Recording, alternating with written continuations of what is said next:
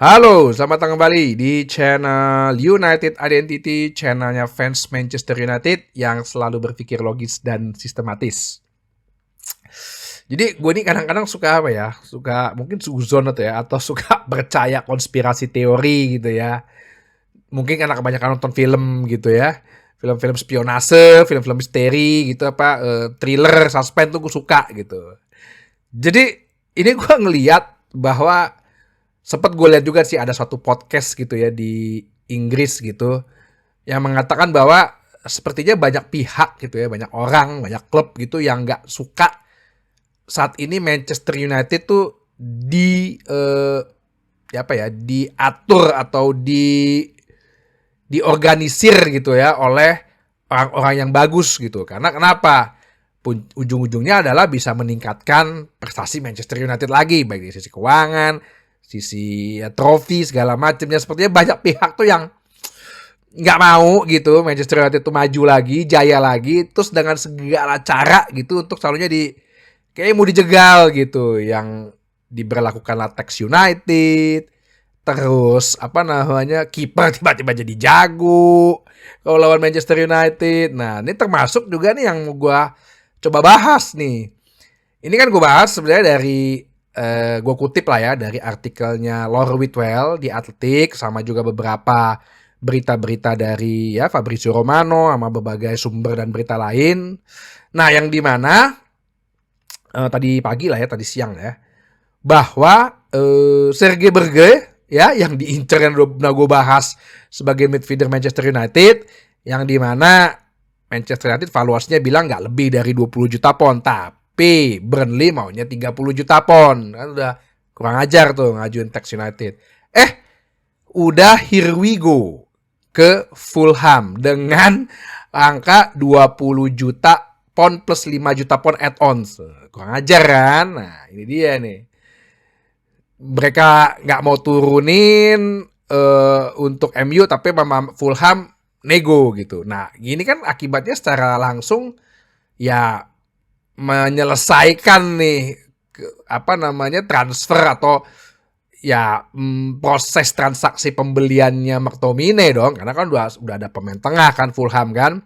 Sedangkan McTominay sendiri mereka masih waktu itu nawar di bawah 20 juta, MU sendiri berkeras tidak di bawah 25 juta gitu. Nah ini yang gue bilang tuh salah satu ya cara-cara lah ya tim-tim lain atau pihak lain untuk mencoba menjegal Manchester United. Tapi ada berita juga dari yang berita menurut Laurie Whitwell ini, saat ini sporting directornya Napoli ya, Giovanni Mana sedang traveling atau bisnis travel ke Inggris yang untuk tujuannya face to face dengan pihaknya Scott McTominay. Mungkin sekalian juga ya negosiasi dengan Manchester United. Nah ini yang coba kita tunggu. Apakah ini akan terus berlanjut ya? Secara personal term ternyata McTominay sih masih ya 50-50 lah. Cuman mungkin Napoli pengen presentasi nih gitu loh. Projectnya apa gini ke depan. Terus satu lagi juga yang makanya tadi gue bilang ya kayaknya nih Manchester United dicontek gitu loh. Gue jadi inget banget tuh dulu waktu pas Michael Essien tuh itu kan klubnya si Essien ini kan udah ketemu keluarganya segala macam, ditikung gitu sama Chelsea, Arjen Robben juga, kayaknya Snyder juga gitu, banyak deh. Nah ini kayaknya Manchester itu tuh selalu dicontek gitu loh. Oh siapa sih lagi ngincer siapa sih? Kayaknya mereka mungkin pengen motong cost-nya scouting gitu ya. Jadi contek aja scoutingnya Manchester United gitu. Tadi Sergei Boga, sekarang Freddy Kanioglu juga ternyata nih, yang sekarang dia sepertinya akan deal dengan Brighton dengan harga 30 juta pound, ya ampun. Dari Fenerbahce. Jadi kan kemarin gue bahas ya mengenai keinginan bek kiri.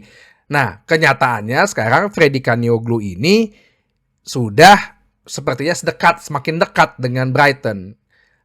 Di saat bersamaan, menurut si Laura Whitwell ini, ternyata Manchester United tidak berencana untuk membeli seorang bek kiri. Wah, mungkin jadi agak bingung juga ya. Cuman sepertinya Manchester United lebih baik menunggu Luke Shaw untuk pulih serta Tyrell Malacia. Ya berarti kita siap-siap aja nih untuk, kan Luke Shaw kan kemungkinan sampai akhir bulan ini dan setelah jeda internasional kan. Akhir bulan ini September awal tuh ada jeda internasional. Ya kita berarti 2 pertandingan ke depan nih ya kita siap-siap aja. Kita akan mungkin dengan komposisi back yang kayak kemarin. Kanannya Mazraoui, kirinya Dalot, tengahnya ya pasti antara Lisandro, ya tinggal siapa nih, Harry Maguire fit atau De Ligt dikasih kesempatan. Jadi kita siap-siap aja. Jadi pada prinsipnya Manchester United tidak akan membeli seorang back kiri. Termasuk juga, nah ini yang gue juga agak sedikit tanda tanya sih sebenarnya sih. Tidak akan membeli seorang striker gitu. Belum dulu. Ya walaupun sih ini dinamis ya. Ini dinamis. Ini sampai 2 minggu ke depan, 10 hari ke depan proses transfer, bursa transfer tuh masih dinamis ya. Tapi yang pasti mereka satu tidak mengincar pemain back kiri dan tidak dulu kayak tidak terlalu ngebet untuk mengincar seorang striker. Yang pertama kali waktu dibilang di sini ya Ivan Toney ternyata kayaknya fee dan wage-nya gajinya kayaknya nggak sesuai, dan Toney sepertinya gosip-gosipnya kan dia kan ke Liga Arab Saudi ya. Nah ini yang gue agak sedikit bingung ya gimana ya nggak ada striker. Oke ya bisa jadi ya pola yang kemarin gue bilang sempat jelasin, Bruno untuk jadi false nine atau dan si Mason Mount jadi si pressure-nya, ya bisa jadi itu akan kita lihat lagi. Nanti kita coba tunggu aja, tapi yang pasti sih nggak akan tidak akan dua posisi ini tidak akan dikejar oleh Manchester United. Nah, jadi posisi mana dong yang akan dikejar? Ya pasti satu, kemarin gue udah bilang Christian Eriksen akan dijual ya, tahun depan kan kontraknya habis. Di sini dibilang menurut Laurie Whitwell bandrolnya sekitarnya 5 juta pound.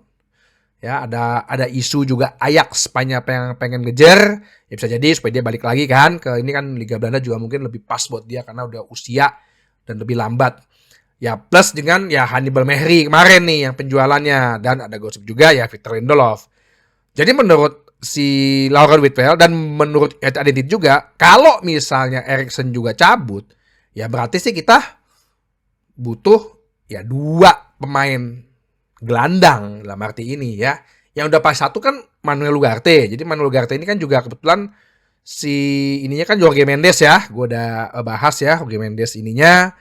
Ya kalau misalnya gue bahas sedikit seorang Manuel Ugarte, kan kemarin gue bilang kan kita ini kan pertahanannya kan lebih ke mid block ya, bukan ke low block. Jadi sebelum mendekati garis tengah pertahanan lah kita udah dipotong dulu tuh. Nah, ini gue agak sedikit coba kasih statistik defendingnya si Manuel Ugarte, bahwa dari sisi tackle won ya, dari sisi ada beberapa atribut lah ya, kayak misalnya tackle-nya itu dia adalah 99% touch, yaitu sekitar 4,4 per 90 per 90 menit itu dia bisa sekitar 4 tackle.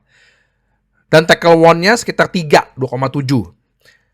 Dribble tackle-nya ya, jadi itu sekitar 2 per game per 90 menit ya. Interception-nya sekitar itu 2, 1,9 per 90 menit. Recovery ball-nya, nah lu lihat nih, recovery ball-nya 8,5, hampir 9 per 1 game per 90 menit.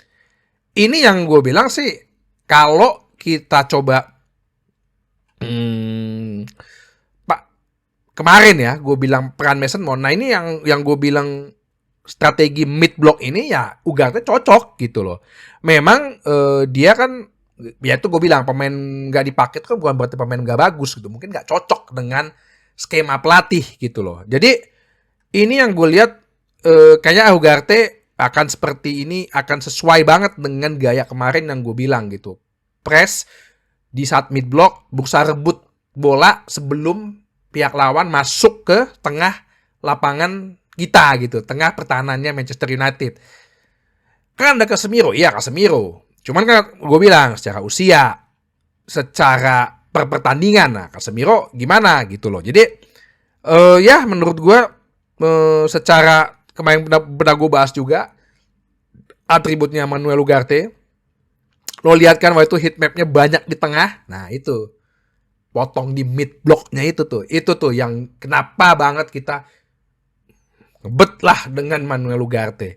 Ya semoga dengan penjualan Sancho gitu ya, yang kabarnya katanya ya udahlah kalau nggak bisa kita jual ke Chelsea aja lah. Chelsea kan tempat nampung segalanya tuh. 40 juta pound udah Chelsea ayolah ambil lah.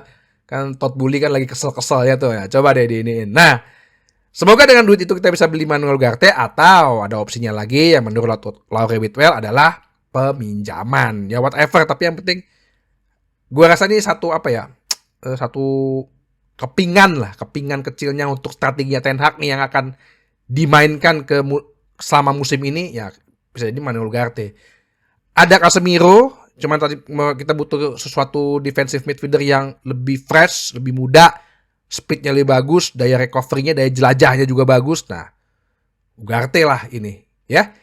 Jadi itu aja, sampai ketemu lagi di bahasan berikutnya di channel United Identity, channelnya fans Manchester United yang selalu berpikir logis dan sistematis. Terima kasih.